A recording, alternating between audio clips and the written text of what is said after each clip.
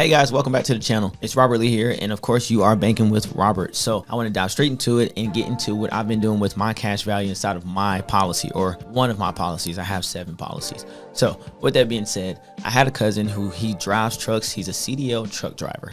He owns his own truck, and coming down 85 South here inside of Greenville, South Carolina, it just so happened that right outside the city of Greenville, where I stay, as well as the banking bros, Jonah and Jeremiah and other people here at the cash compound, he broke down about 40 miles outside of Greenville, South Carolina, a place that we call Gaffney, South Carolina.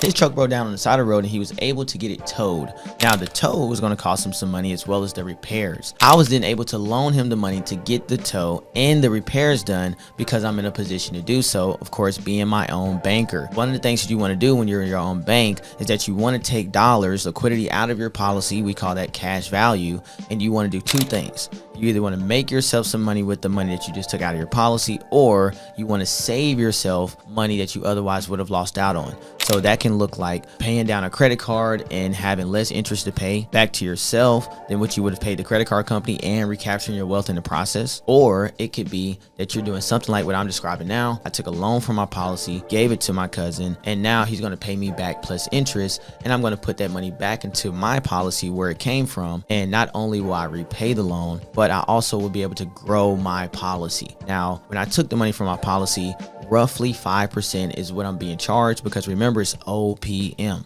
We're utilizing other people's money from the insurance company, while our premium deposits continue to grow and compound over the course of our lives. With that being said, when I took that loan from the insurance company at 5%, I am giving him the loan at 15%. And because I'm giving him that loan at 15%, as you know, there's a 10% difference in arbitrage scenario here, whereby I'm going to be able to profit and make money on my money. But was it really my money? No, it was the insurance company's money. It was OPM.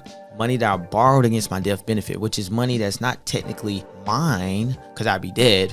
It's my family's money, but more importantly, yes, it's owed to my family, but it's not yet payable. It's only payable when I die. But of course, we know the great thing about whole life insurance is that cash value allows you to borrow against that money right now while you are alive. It's real life insurance, not death insurance, something that you can only use when you die. So I'm going to get the loan back in payments from my cousin, put it back into my policy. Once I repay the loan and recapture the wealth that left the policy, I'm also going to have additional interest that goes into the policy and grows my policy even larger than what it was before. Because no different than swiping a credit card or taking a loan from the bank, if you put back more money than what you took out of your policy, it's going to grow your policy exponentially larger. And so that means next time that I give a loan out, or I go to make a purchase, I'm going to have even more cash value available to me that I can go and make that transaction with. So my question to you is, do you have a policy? What are you doing with it? And if you don't, what are some of the things that you could do if you could leverage OPM, other people's money,